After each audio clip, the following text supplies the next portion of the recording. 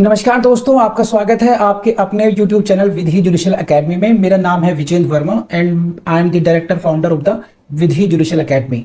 We provide coaching for the judicial services exams, and through this video we are trying to reach out to you to provide you full professional exam oriented coaching for the judicial services, and that is free of cost.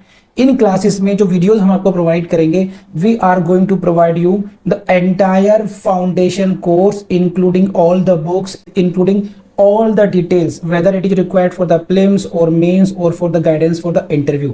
Means in videos को आपने सिर्फ इतना करना है, sequence में देखना है, playlist को अच्छी तरीके से देखना है। सब्जेक्ट वाइज मिल जाएंगे आपको, CPC, constitution, contract, BNS, BNSS, इन सब की प्लेलिस्ट आपको सीक्वेंस में मिलेगी। इन प्लेलिस्ट को देख करके आपने you have to take the coaching from the scratch. First video से लेके लास्ट वीडियो तक आपने करना है। उन्हीं वीडियोस में आपको गाइड किया गया है कि किस तरीके से आप किसी को कोई सा particular provision, section, sub section उसको प्रीलिम्स के लिए पढ़ना है क्या, मेंस के लिए पढ़ना है क्या, और उसके किस तरीके से नोट्स करने चाहिए, कैसे आपको रिवीजन करना चाहिए। इन्हीं वीडियोस में डिटेल में गाइडेंस आपको मिलेगी। तो प्लीज आपसे ये रिक्वेस्ट है, आप ये ना समझें कि यूट्यूब में फ्री में दिया गया है तो फिर ऐसे ही होगा। ये वो प्रोफेशनल कोर्स है जिसके लिए हम लोग अच्छी खासी हाई फीस लेते आए हैं स्टूडेंट से, लेकिन एक टाइम आता है इंसान को समाज के लिए भी करना चाहिए, और उसी इंटेंशन के साथ में we are providing you the entire course free through the YouTube channel Vidhi judicial academy. तो प्लीज हर वीडियो की जो थंबनेल है उसको देख करके आपको आइडिया लग जाएगा कि इसका सब्जेक्ट क्या होने वाला है। कुछ टॉपिक्स ऐसे होते हैं जिनको एक लेक्चर में कवर नहीं किया सकता, तो उसमें लेक्चर नंबर 1, 2, 3 सीक्वेंस से मिलेगा। प्लीज उस तरीके से देख लीजिएगा, और नोट्स आपको अपडेटेड मिलेंगे, उसके लिए कहीं जाने की जरूरत नहीं है। नोट्स का जो लिंक मिलेगा आपको डिस्क्रिप्शन बॉक्स में मिल जाएगा आपको। And thank you very much, wish you all the best. See this is section 102, no second appeal in certain suits. This is something otherwise provided in this code. It is something expressly otherwise provided by this code. What is this? No second appeal shall lie in any suit of the nature cognizable by a court of small causes when the subject matter of the original suit is for recovery of money. ध्यान रखना, this is confined to what? What is the requirement of this? Recovery of money suit होना चाहिए। It shall be cognizable by the court of small causes होना चाहिए, and the value doesn't exceed 25,000 rupees, and this is the all are the question of prelims. Which section says no second appeal in certain cases? 102. what should be the maximum value? It is what? 25,000, and the case should be cognizable by the court of small causes, and case should be for the recovery of money. All these requirements are if met, then there shall lie no second appeal. अब इसको समझिए, इसका मतलब क्या हुआ? ठीक है, सी तो 102 को देख लेते हैं दोबारा। See please come to section 102. Section 102 is saying what? कि there shall lie no second appeal in certain cases. It means what? कि code itself is saying that in certain matters there shall be no appeal. Fine. And what is that? Number 1 condition, if the case is for the recovery of money. Number 2, if the suit value is what? Less than up to 20,000, does not exceed 25,000, then in that case there shall be no appeal. If you read it with section 100, then you will get the complete idea. I take you again back to the section 100 कि this line पर आपको, and this is this line, save as otherwise expressly provided in the body of this code. Now in the body of this code, section 102 expressly provide, otherwise provide. What is that? कि in certain matters in this case no second appeal shall lie. So even if there is a substantial question of law, suppose a matter has been decided in the first appeal and it involves a substantial question of law, but if this is for the recovery of money and if the suit value does not exceed 25,000, even if the conditions of the section 100 are satisfied, then there shall be no appeal in such, because it begins with this save as otherwise expressly provided. Please raise hand अगर बात समझ में आ गई हो तो आपको। तो section अभी हम लोग पढ़ रहे हैं 100 की क्लॉज 1 पढ़ रहे हैं हम लोग अभी, and along with we have read section 101 as well as 102. तो दीज ऑल आर, ये आपको एक ही साथ पढ़ना पड़ेगा. तो हम लोगों ने अभी तक क्या पढ़ा? हम लोगों ने पढ़ा the ground, only one ground is what? Substantial question of law. It is not of general importance, it is not any question of law, it is not a mixed question of law or fact, it is typically a substantial question of law, and it all depends upon the facts of a case which question shall be considered as substantial question of law. Basically, substantial question of law is a question on the decision of which the fate of that suit, the decision in that suit depends in this way or that way, and it is not the entire law of second appeal is contained in section 100 itself. Section 100 gives you the power कि भाई right of second appeal, but the complete code section 100 is not complete code in itself. आपको 100A भी आएगा, 101 भी आएगा, 102 भी आएगा, इस तरीके से आपको पढ़ना पड़ेगा. समझ में बात आई? प्लीज रेज हैंड अगर यहाँ तक पढ़ लिए हम लोग. तो shall I move forward now? Quick है, good. Now you see we have seen these questions. Now come to the clause 2. An appeal may lie under this section from an appellate decree ex parte. Pass ex parte. This is the same line as we have discussed in section 96 clause 2. So I don't need to repeat again that kind of. Again, if the ex parte decree is passed in the appellate decree, you can go in second appeal. Same rule. So जैसा original degree में था वैसे ही appellate degree के विरुद्ध हो जाएगा ये. Now come to this clause 3. In an appeal under this section, memorandum of appeal shall precisely state the substantial question of law involved in the appeal. This is why. See, section 101 and section 100 clause 1, these two sections makes it very clear that the second appeal shall be heard only on the substantial question of law. So it is very very natural that in the memorandum of appeal you will have to specifically state what is the substantial question of law in this. So that is the requirement which is provided under section 100 clause 3 कि the memorandum of appeal shall precisely state the substantial question of law involved in the appeal. कर लेंगे आप लोग. ये appeal में ही लिखना पड़ेगा appellate को कि कौन सा इसमें विधि का प्रश्न, कौन सा विधि का सार्वधान प्रश्न इसमें इन्वॉल्व है. तो देखिए इन्वॉल्व शब्द को नहीं भूलेंगे आप लोग. अब मैंने इन्वॉल्व को एक्सप्लेन किया है इसमें. Now fourth, where the high court is satisfied that substantial question of law is involved in any case, it shall formulate that question. And please go to this line again. देखो है क्या, where the high court is satisfied. When the court will be satisfied? At the stage of admission. When you will present your appeal, that is called the admission of the appeal, second appeal. Otherwise second appeal admit ही नहीं होगी. For the admission, आप इससे पहले क्या लेकर आए? Memorandum of appeal. You have specifically mentioned what is the substantial question of law involved in this. Now you will have to satisfy the court itself कि this is a question of law. First, this is the substantial question of law. Got it? Then if the court is satisfied, only then the court का satisfaction 2 point पे होना चाहिए. Number 1, that it is the substantial question of law. Secondly, there is no bar in the CPC or in any other law in admitting this appeal.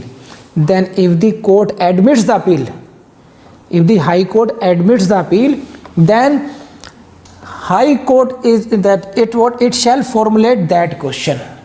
After satisfaction, court उसको formulate करेगी उस question को, exactly what is the question of law in this, what is the substantial question of law involved in this case. कर लेंगे आप लोग. And secondly, come to 5. Appeal shall be heard on the question so formulated. समझे? This is what. Again you are coming to, इसको घूम घुमा करके एक ही कॉन्सेप्ट आ रहा है कि the center of point only is the substantial question of law. The appeal shall be heard on the question so formulated जो अपील है, तो ऐसा नहीं कि आप कुछ भी लीगल क्वेश्चन उठा लेंगे बाद में। जो क्वेश्चन फॉर्मुलेट हो गया, general law is this that appeal shall be heard on the question so formulated. जो substantial question of law formulate कर दिया 96 क्लॉज 4 में हाई कोर्ट ने, उसी क्वेश्चन पर अपील अब सुनी जाएगी। And then what is the scope of argument for the respondent? Respondent के पास क्या स्कोप है आर्ग्यूमेंट्स करने का? उसके पास ये राइट है कि वो कह देगा कि respondent shall be allowed to argue that the case does not involve such question, कि जनाब ऐसा क्वेश्चन है ही नहीं इसमें। अगर वो ये सिद्ध कर देता है, आर्ग्यू कर देता है, सेटिस्फाई कर देता है, then second appeal goes. Second appeal का अस्तित्व किस बात पर है? सब्सटेंशियल क्वेश्चन ऑफ लॉ पे। तो the respondent is shall be allowed to rebut that. Actually कर लेंगे। सो यू सी दिस,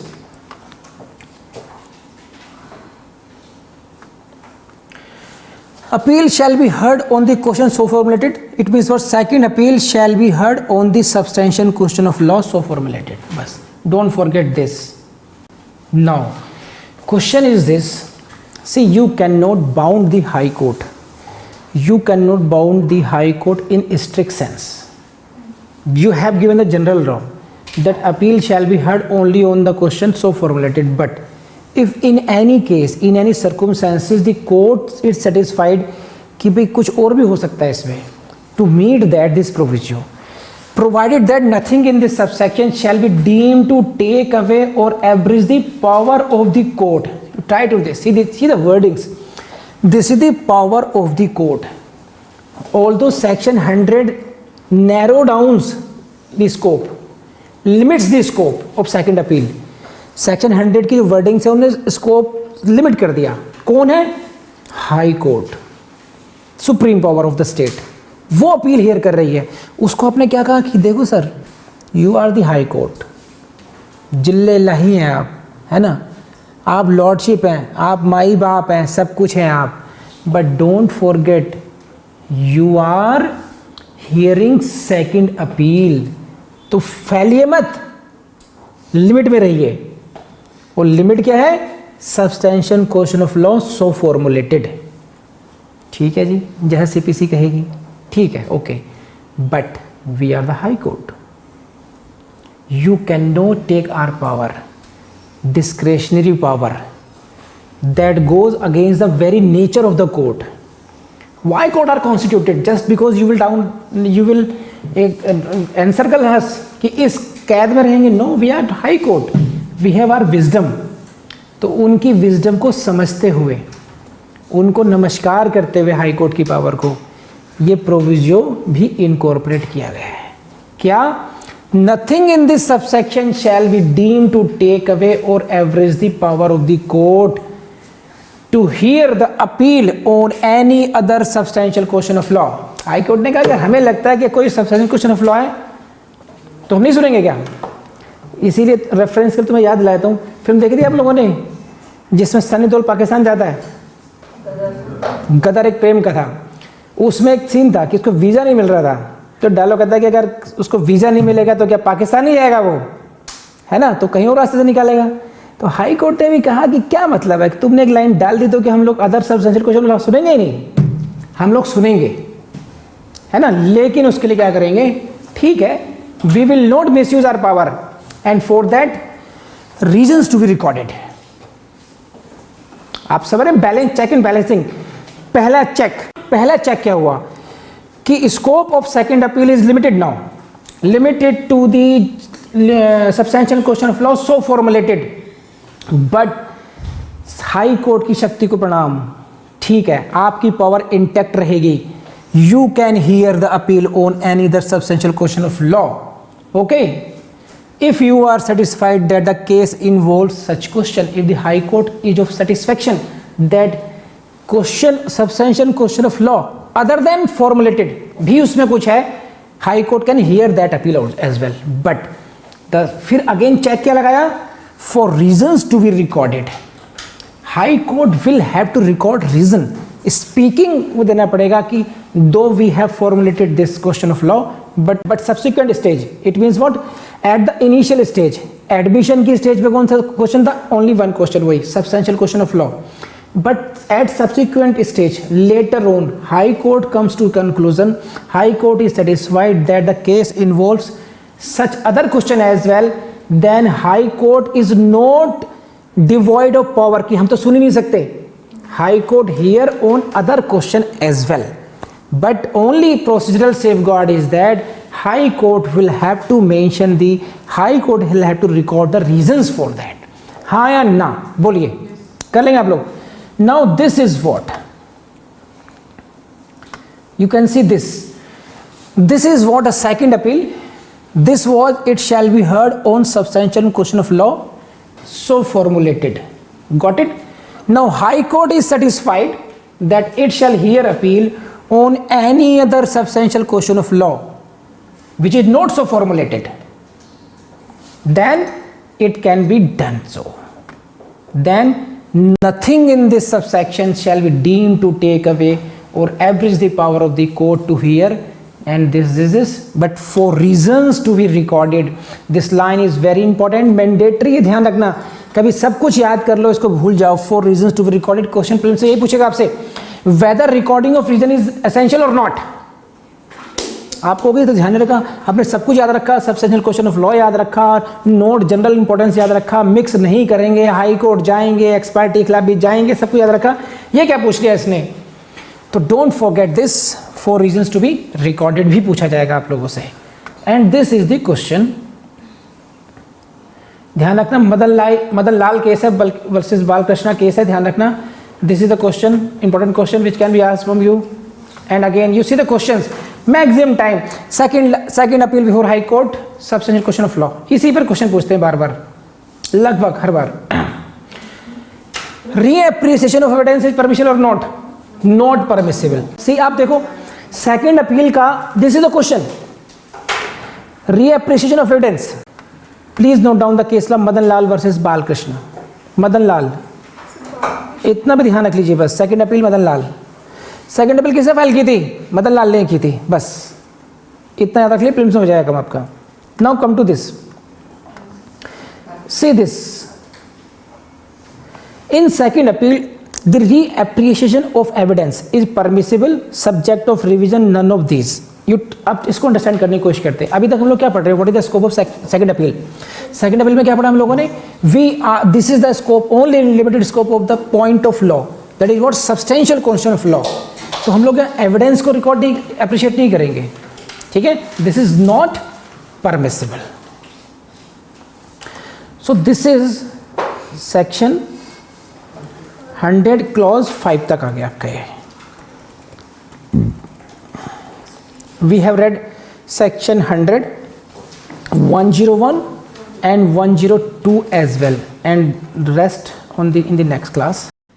मुझे पूरी उम्मीद है कि वीडियो आपको पसंद आया होगा, आई नो दिस.